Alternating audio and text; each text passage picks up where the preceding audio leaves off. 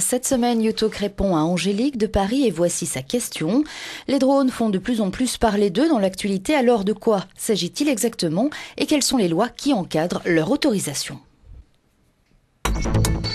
Il existe aujourd'hui un grand nombre de modèles de drones qui vont être différents suivant leur taille, leur poids, le type des capteurs qu'ils vont embarquer. Mais il faut surtout distinguer deux grandes familles d'usage, le drone de loisir et le drone professionnel. Le drone de loisir, lui, est soumis aux règles du modélisme en France.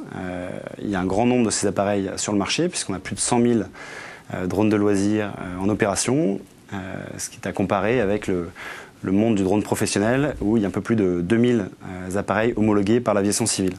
Les grandes règles pour le monde du modélisme sont: on ne survole pas de zones peuplées, on n'a pas le droit de faire voler ces appareils de nuit, et ensuite on doit respecter une hauteur maximale de vol de 150 mètres.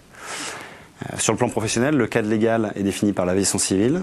Il a été promulgué en 2012. La France est pionnière sur le sujet.